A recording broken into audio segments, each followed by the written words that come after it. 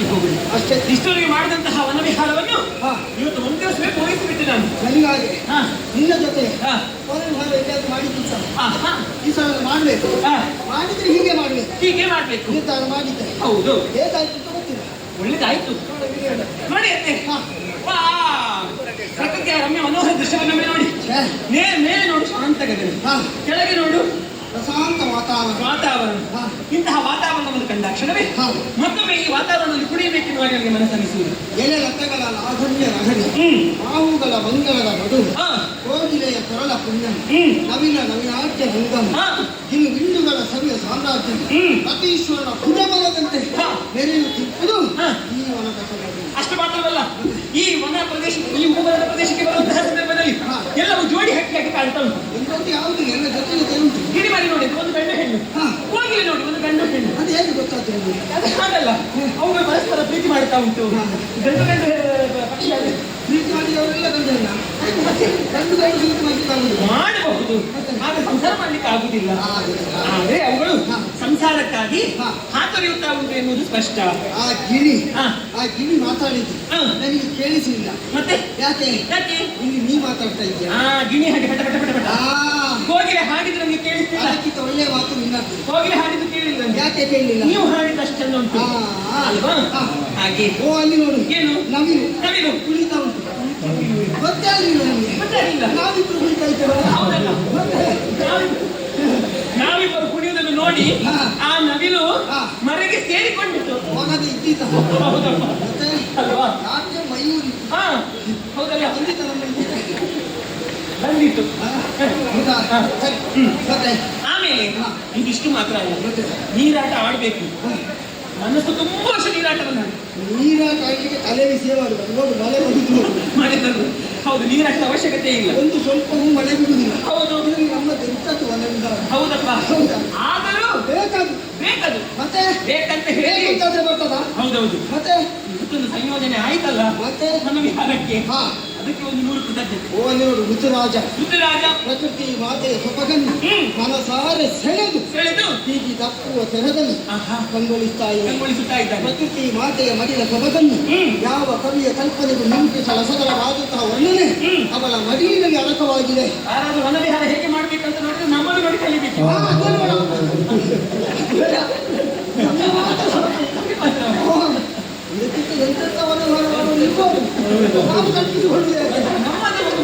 ನಮ್ಮದಿಷ್ಟು ಹೌದಾ ಎನ್ನುವಲ್ಲಿಗೆ ನನಗೆ ವನವಿಹಾರವು ಸಾಕು, ತಿರುಗಾಟ ಸಾಕು. ಹೋಗೋಣ ಮನೆಗೆ. ಅಯ್ಯೋ ತಿರುಗಾಟ ಮುಗಿತ. ನೀವು ಬರುವಾಗ ಹೇಳಿದ್ರಿ ಅಷ್ಟು ಮಾಡಬೇಕು, ಇಷ್ಟು ತಿರುಗಾಟ ಮಾಡಬೇಕು, ಕಲಿಬೇಕು. ಬರುವಾಗ ನಾನು ಏನು ಮಾಡುವುದಿಲ್ಲ ಅಂತ ಹೇಳಿ. ಹೌದು, ಇಲ್ಲಿ ಬಂದ ಮೇಲೆ ನಿಮ್ಮದೊಂದು ಉತ್ಸಾಹ ಉಲ್ಲಾಸ ನೋಡ್ಬೇಕು. ಅದಕ್ಕೆ ಕಾರಣ ಏನು? ಈ ಕ್ಷೇತ್ರ ಪಾತ್ರ ಅಲ್ವಾ? ಮತ್ತೆ ಹಾಗಾದ್ರೆ ಈಗ ತಿರುಗಾಟ ಮುಗಿಸೈತಿ ಯಾಕಪ್ಪ ಹೇಳುದು ನೀವು? ಸಾಕಲ್ಲ, ವನವಿಹಾರ ಸಾಕು. ಇನ್ನು ಹೆಚ್ಚು ವನವಿಹಾರ ಮಾಡಿದ್ರೆ ಅವರು ನನ್ನನ್ನು ಓಡಿಸ್ತಾರೆ. ಅದು ಹೌದು. ಹಾಗಾದ್ರೆ ಏನ್ ಮಾಡೋಣ? ನನಗೆ ಬೇಕು, ನಿಮಗೆ ಬೇಡ. ನಿಮಗೂ ಬೇಕು, ಇನ್ನು ತಿರುಗಾಟ ಬೇಕು. ಹೆಣ್ಣು ಮಕ್ಕಳಿಗೆ ಬರೇ ಒಂದು ನಿಮ್ಮೊಟ್ಟಿಗೆ ಗಂಡು ಮಕ್ಕಳಿಗೆ ಮಾತುಗಳು ಏನು ತಿರುಗಾಟ ಬೇಕು. ಈಗ ತಿರುಗಾಟ ಇದ್ದಲ್ಲೇ ಮಾಡ್ತಾರೆ, ಬೇರೆ ಕಡೆ ಹೋಗ್ತೀವಿ. ಅನತಿ ದೂರದಲ್ಲಿ ತಿರುಗಾಟವನ್ನು ಮಾಡ್ತೀರಿ. ಮೊದಲು ಇದ್ದಲ್ಲೇ ತಿರುಗಾಟ ಮಾಡ್ತೀವಿ. ನೀವೇ ಮಾಡ್ತೀರಿ. ನಾನು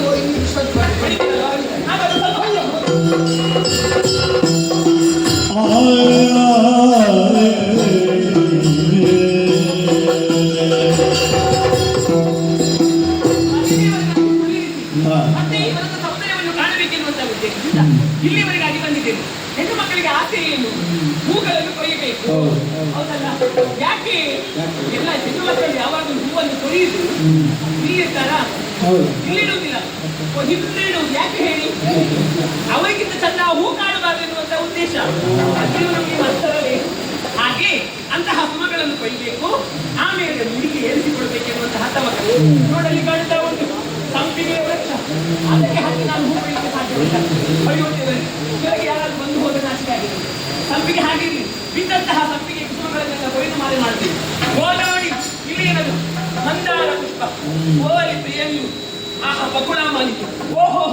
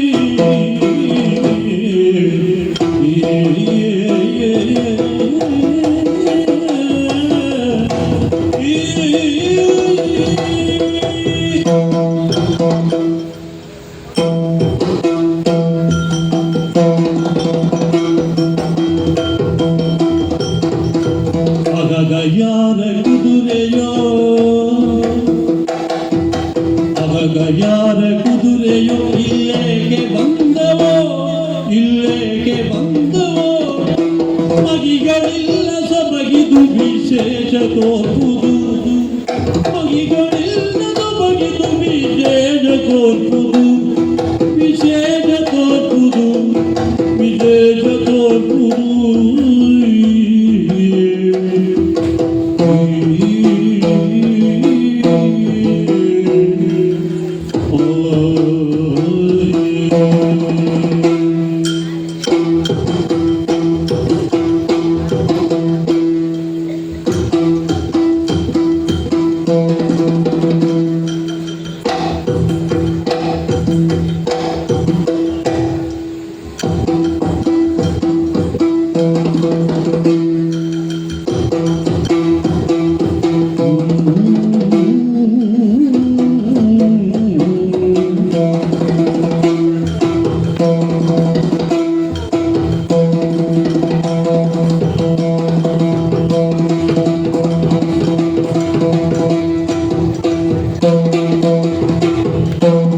ಗ್ರಹಿಸಬೇಕು ಮೂಲವ ಇದೇನು ಎನ್ನುತ್ತ ಗ್ರಹಿಸಬೇಕು ಮೂಲವ ಇದೇನು ಎನ್ನುತ್ತ ಇದೇನು ಎನ್ನುತ್ತ ಅಗಿತ ಒದಗದುಂತ ಉಲ್ಲಾಸ ಆಡುತ್ತ ಅಗಿತ ಒದಗದೆನುತ್ತ ಉಲ್ಲಾಸ ತಾಡುತ್ತ ಉಲ್ಲಾಸ ತಾಡುತ್ತ ಮನದೊಲ್ಲಾಸ ತಾಡುತ್ತ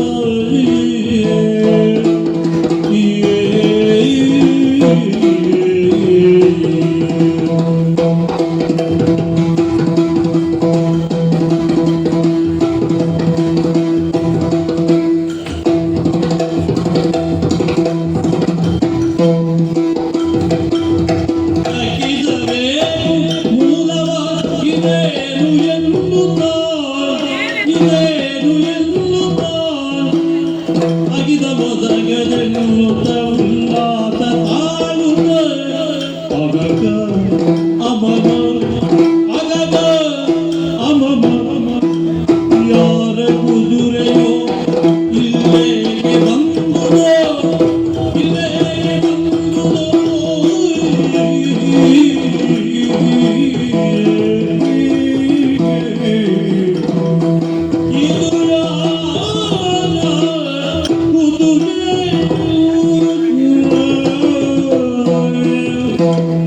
ವನವಿಹಾರವನ್ನು ಮಾಡುತ್ತಾ ಮುಂದಕ್ಕೆ ಮುಂದಕ್ಕೆ ಬಂದವಳು ನಾನು ಸುಮಗಳನ್ನೆಲ್ಲ ಕೊಯ್ದು ಮಾಲೆ ಮಾಡಿ ಮುಡಿಗೇರಿಸಿಕೊಳ್ಳಬೇಕೆನ್ನುವಂತಹ ಉದ್ದೇಶದಿಂದ ಇತ್ತ ಕಡೆಗೆ ಬಂದರೆ ಎಲ್ಲ ಸುಮಗಳನ್ನು ಆರಿಸಿ ಎಲ್ಲವನ್ನು ಒಟ್ಟು ಮಾಡಿದೆ. ಹೀಗೆ ಮುಂದಕ್ಕೆ ಮತ್ತೆ ಎಂತಹ ದೃಶ್ಯವನ್ನು ಕಾಣುತ್ತಾ ಇದ್ದೇನೆ, ಆಶ್ಚರ್ಯವನ್ನೇ ಕಾಣುತ್ತಾ ಇದ್ದೇನೆ. ಅಬ್ಬಬ್ಬ, ಉಪವನಕ್ಕೆ ಏನು ನಾನು ಬರುವುದು ಹೊಸತಲ್ಲ. ಇದಕ್ಕಿಂತ ಮುಂಚಿತವಾಗಿಯೂ ಈ ಉಪವನಕ್ಕೆ ಬಂದು ನೀರಾಟವನ್ನು ಆಡಿ ಹೋದವಳು ನಾನು. ಆದ್ರೆ ಇವತ್ತು ಮಾತ್ರ ಹಾಗಲ್ಲವಲ್ಲ, ವಿಶೇಷವಾದಂತಹ ದೃಶ್ಯವನ್ನನ್ನು ಕಾಣುತ್ತಾ ಇದ್ದೇನೆ. ಇಷ್ಟರವರೆಗೆ ನನ್ನ ಕಣ್ಣುಗಳಲ್ಲಿ ಕಾಣದಂತಹ ದೃಶ್ಯವಿದು. ಹೌದು, ಓಯ್ ಕುದುರೆ. ಹಾ, ನಿಮಗೆ ಅನಿಸಬಹುದು ಇವಳೇನಪ್ಪ ಕುದುರೆಯನ್ನು ನೋಡಿ ಇಷ್ಟು ಆಶ್ಚರ್ಯಚಕಿತಳಾದದ್ದು ಎನ್ನುವ. ಕುದುರೆಯನ್ನು ನಾವು ನೋಡುವವರೇ, ನಮ್ಮ ಲಾಯದಲ್ಲಿ ಎಷ್ಟು ಬೇಕಾದ್ರೂ ಕುದುರೆ ಉಂಟು. ಇದು ಸಹ ಕುದುರೆಯೇ, ಆದ್ರೆ ವಿಶೇಷವಾದಂತಹ ಹಯವನ್ನು ನಾನು ಕಾಣ್ತಾ ಇದ್ದೇನೆ. ವಿಶೇಷ ಅಂತ ಹೇಳಿದ್ರೆ ಅದರ ಮೈಯ ಬಣ್ಣವನ್ನೊಮ್ಮೆ ನೋಡಿ, ಅದನ್ನು ಅಲಂಕಾರ ಮಾಡಿಟ್ಟಿದ್ದಾರೆ. ಮಾತ್ರವಲ್ಲ, ಒಂದು ಮಚ್ಚೆಯೂ ಉಂಟು. ಹಾಗಾದ್ರೆ ಇದು ಕಾಡಿನ ಕುದುರೆಯಲ್ಲ, ಸಾಕಿದ ಕುದುರೆಯೂ ಅಲ್ಲ. ಸಾಕಿರಬಹುದು, ಆದ್ರೆ ಇದು ನಾಡಾಡಿಯಾಗಿ ಬಿಟ್ಟಂತಹ ಕುದುರೆ ಕಾಣಿರ್ಬೇಕು. ಸ್ವಚ್ಛತರದ ಒಳಾಂಗ, ಅತಿ ಮನೋಹರ, ಪೀತ ಪುಚ್ಛದ, ಒಂದೇ ಕಿವಿಯೊಳೆ ಸೇವ. ಈ ಕುದುರೆ ಈ ವರ್ಣನೆ ಪೂರ್ತಿ ಬಿಳಿಯಾಗಿ ಉಂಟು. ಅದರದ್ದಾದಂತಹ ಬಾಲ, ಅದರ ಕೇಶ ಪೀತ ಪುಚ್ಛ, ಬಂಗಾರದ ವರ್ಣದಿಂದ ಶೋಭಿಸುತ್ತಾ ಉಂಟು. ಒಂದೇ ಕಿವಿ, ಆಮೇಲೆ ಒಂದು ಮಚ್ಚೆ ಕಾಣುತ್ತಾ ಉಂಟು ಕಪ್ಪಿನದು. ಆದ್ರೆ ವಿಶೇಷ ವಿಶೇಷ. ಹೌದು ಹೌದು, ಎಷ್ಟು ಬಂಗಾರ ಹಾಕಿದ್ದಾರೆ. ಈಗ ಬೆಲೆ ನೋಡಿದ್ರೆ ಹೌದಪ್ಪ, ನೋಡಿದ್ರೆ ಬಂಗಾರದ ಬೆಲೆ ಏನಿದೆ ಅಂತ ಹೇಳ್ತಾರೆ. ಇದ್ರಲ್ಲಿ ನೋಡಿದ್ರೆ ಬಂಗಾರವನ್ನೇ ಮುಚ್ಚಿ ಹಾಕಿದ್ದಾರೆ. ನೋಡಿ ಅಂತೆ ಗಂಟು ಕೊಟ್ಟು ಕಳಿಸಿದ್ದಾರೆ. ಏನಾಗಿರ್ಬಹುದು? ಹೌದು ಹೌದು, ಹೋಗ್ಬೇಕಾದ್ರೆ ಹೋಗಿ ನೋಡಿ ನೋಡ್ಬೇಕು, ನೋಡ್ತೇನಂತೆ. ಓಯ್, ಒಂದು ಲೇಖನ ಕಾಣ್ತಾ ಉಂಟು. ಲೇಖನ ಹಾ, ಹೌದಾ? ಏನೇ ಇರಲಿ ಈ ಲೇಖನವನ್ನು ನಾನು ಇಲ್ಲಿ ಬಿಚ್ಚಿ ಓದುವುದಲ್ಲ. ಹಾ. ನನ್ನ ಹಿರಿಯರೊಂದಿಗೆ ಬಂದಿದ್ದೇನೆ. ಹಾ. ಅವರಿಗೆ ನಾನು ತೋರಿಸಬೇಕದನ್ನು, ಅವರೇ ಓದಬೇಕದನ್ನು. ಹಾಗಾಗಿ ಕಾಣುತ್ತಿರುವಂತಹ ಹಣೆಯಲ್ಲಿರುವಂತಹ ಲೇಖನವನ್ನು ಹಿಡಿದುಕೊಂಡು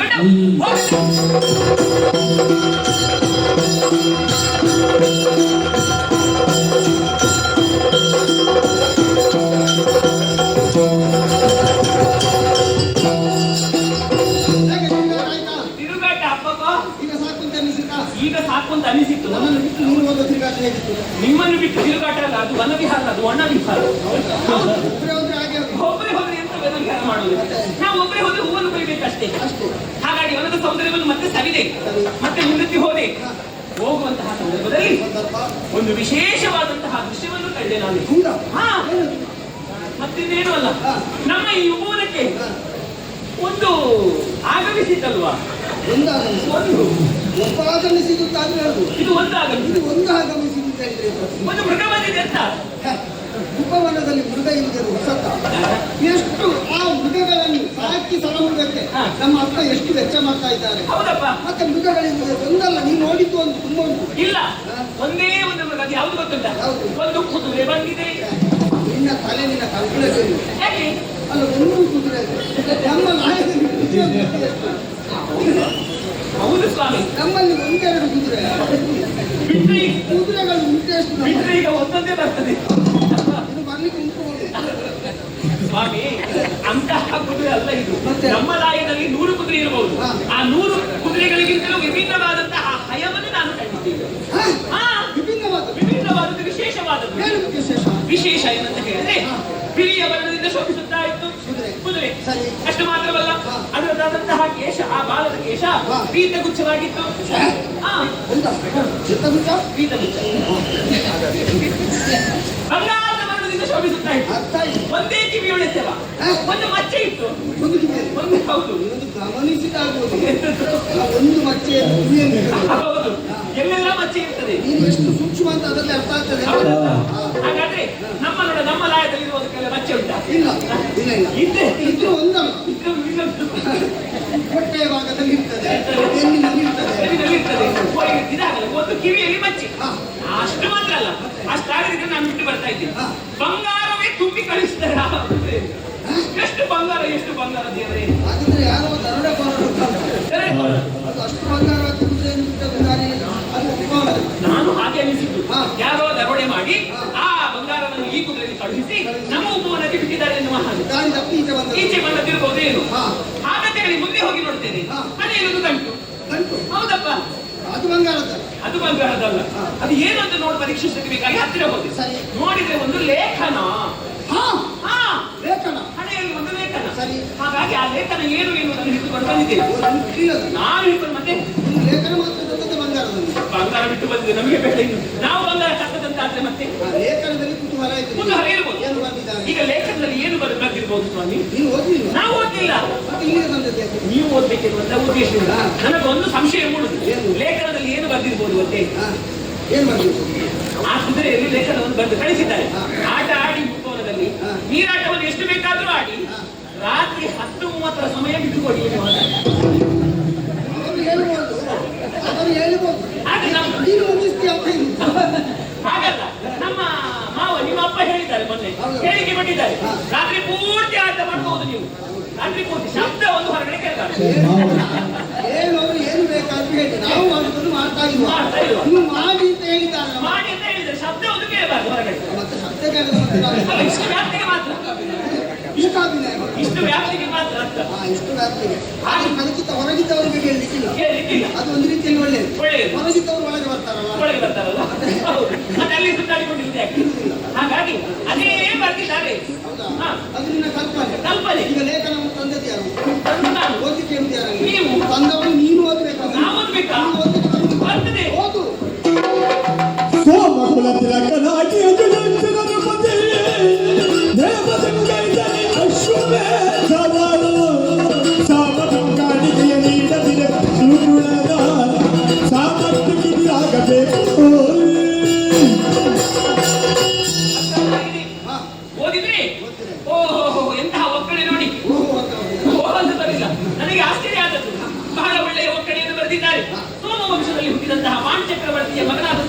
ಯುಧಿಷ್ಠಿರ ಮಾಡುವಂತಹ ಅಶ್ವಮೇಧ ಯಾಗ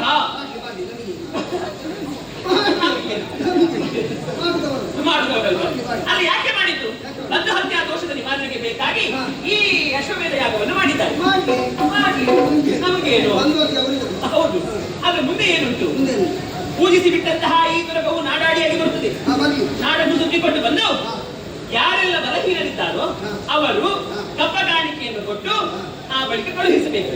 ಒಂದು ವೇಳೆ ಬಲಯುತರಾಗುವುದಾದಲ್ಲಿ ಆ ಕುದುರೆಯನ್ನು ಕಟ್ಟಿ ಕಾದಬೇಕು. ಬಲಹೀನರಾದರೆ ಕಪ್ಪ ಕಾಣಿಕೆಯನ್ನು ಕೊಟ್ಟು ಅವರಿಗೆ ಶರಣಾಗತಿ ಹೊಂದಬೇಕು. ಬೆಂಗಾವಲಿಗೆ ಬಂದವರು ಯಾರು ಗೊತ್ತೇ? ಪಾರ್ಥ